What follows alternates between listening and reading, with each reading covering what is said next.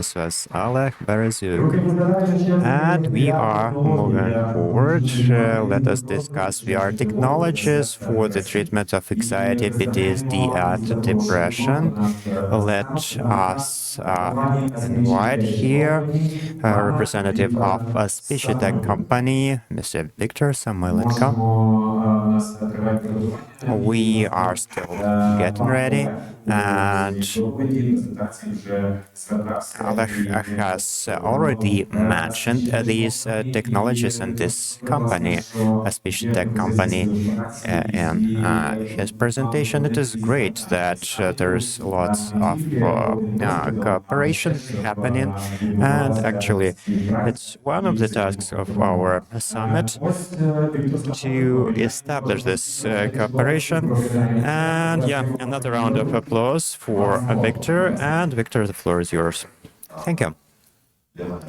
It's a great honor for me to be here today and to discuss the mental and psychological trauma, joining the efforts with the people who are working on this daily. And yeah, actually, we are a technological company. We are engaged in the development of 360-degree technologies and VR technologies. We have been using such technologies since the onset of this full-scale war, and they are used to address the huge challenges that are there in Ukraine. We have two important areas of work. We do documenting of the war crimes and immersive diplomacy. We are working to save Ukraine's cultural heritage. We are working to explain on the international arena who we are and why we are worthy of support. And one more area of work that we are dealing with, it has to do with the military, both training, of which I'm not will be speaking today, and also the mental support of the military. And the most challenging area we see before us, the area in which we believe we can be effective, it's the area of mental health. And as Oleg has rightly mentioned, these are the things that are not visible, but this is almost like a time bomb. Everything is happening so fast in this war that we sometimes can see the results immediately, and we can't foresee the huge scopes of problems ahead. And these problems ahead, they can be terrible if we do not address this issue timely, and if we do not address it in the best way possible. The numbers are terrible, and the mental condition of almost every Ukrainian is at risk.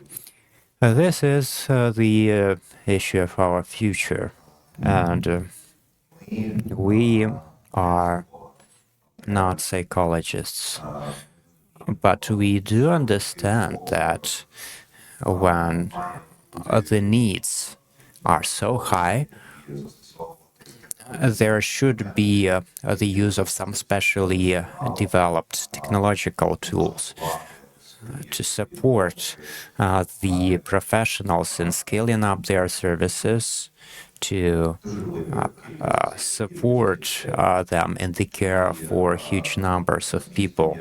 And surely the problem is there, and one of the reasons of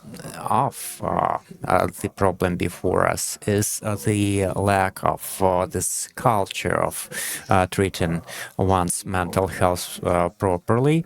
And In the conditions of war, it's even more challenging because there's no time, it's not a priority issue, but this requires work in different areas and joint efforts of many different people.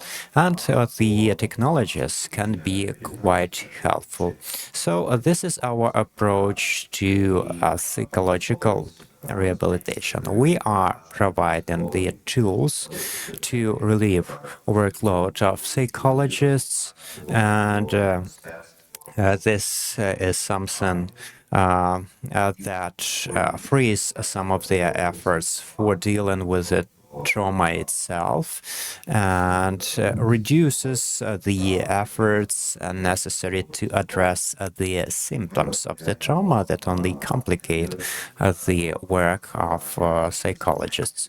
So we develop a number of solutions for the mindfulness practices. We develop some interactive exercises, and very importantly, we are working to develop psychoeducation so that when a person is undergoing therapy, they are also learning the information and skills on how to use this in daily life. So VR is very helpful and instrumental in achieving this end.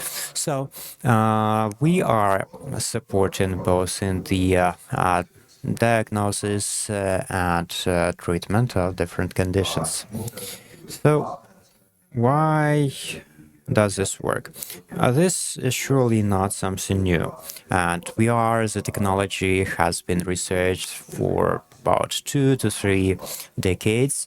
We have engaged in this over 2 years ago.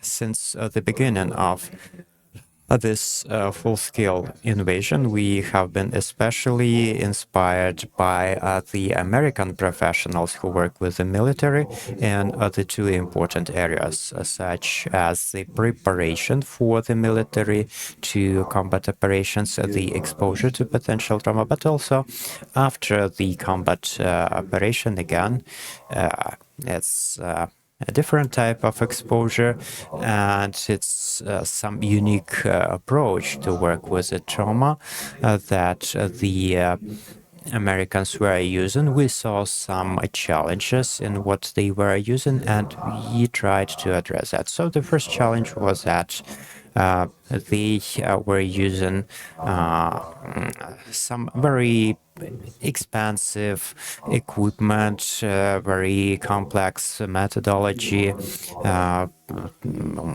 required a specially trained person, that required the use of computer graphics that would be very difficult to implement in Ukraine because of the huge numbers of equipment without this interactive elements that were required in this case. So we have used our solutions, the 360-degree video solutions, which enabled a much quicker implementation of that, which ensured the better mobility of this technology. This is a good way to mentally bring a person to the Carpathian Mountains or to the seaside or to the flower garden. So a person who has been in some terrible conditions, they can be moved mentally to a much safer place. We were very careful with the triggers and the exposures, and we understood that for the many traumatized people, those who have fled the occupied territories, sometimes even this small opportunity to, let's say, see a house that is similar to the house they have lost. This can be a trigger as well. So the things we were doing, they served as very soft triggers that have encouraged people to open up. And quite unexpectedly, our psychologists and psychotherapists and surgeons, since they work in the overload mode. Yeah, they have huge numbers of patients every day. I don't even know how they are coping with this, but anyway, they are exhausted. They also need help, and many have started benefiting from these stabilization tools after work, and some are doing this daily. So a few words about the reasons why it works. It is an immersive technology. It creates something very similar to real life. It creates a real life like experience. The person feels safe in that virtual reality. They are in control. They understand that nothing bad will happen. And actually, this technology gives a chance to interact with some metaphors in this virtual 300 degrees video world.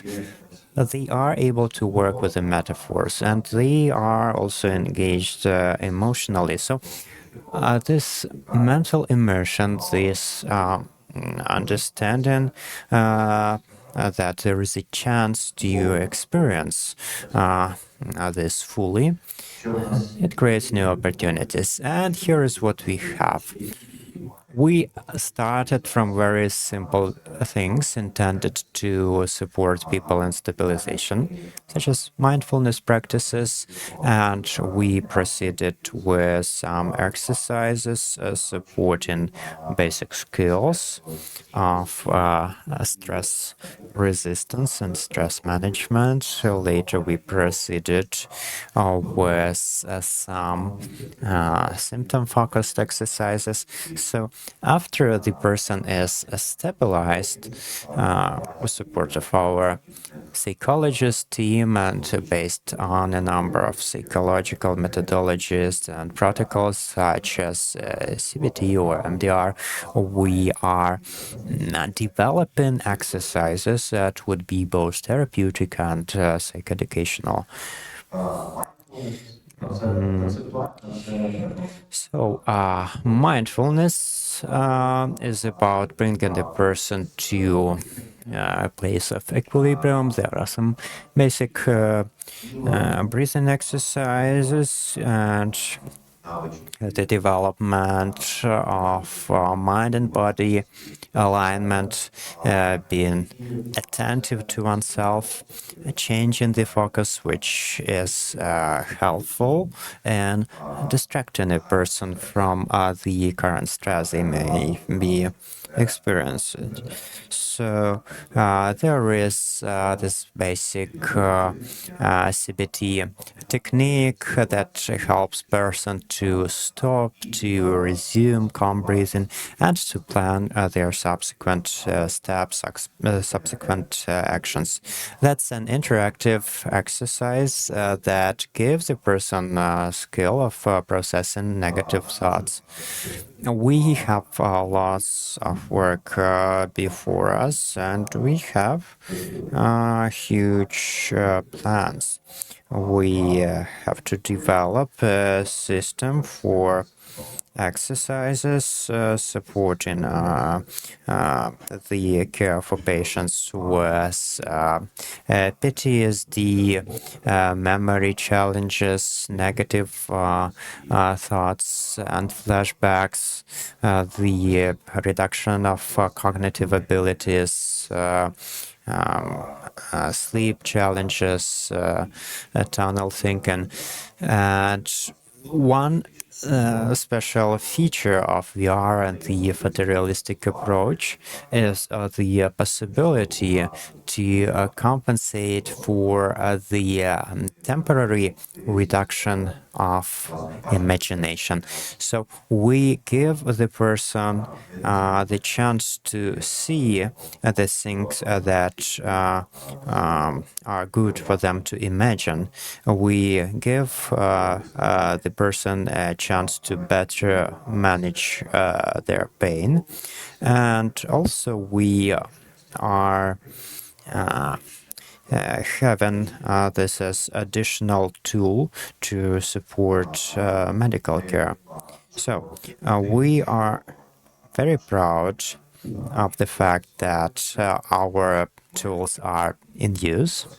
We are currently working with 12 healthcare facilities, and the overload of the doctors is a good reason for us to use this as an opportunity for development. We are moving forward as much as we can afford, but once these tools are verified, with support of our partners, we can scale up the support considerably. This only depends on a number of equipment sets, and it's very easy to scale up this way. Currently, over 100 patients are using our methodologies daily, and before we release each of our exercise, we do our best to do some clinical testing, and we only do any subsequent steps after getting positive clinical results. Also, we are envisioning we are a lab that would be instrumental in both diagnosis and treatment of a patient. We are going to also develop solutions for adolescents and children, and we are going to work with international partners. Thank you so much for your attention.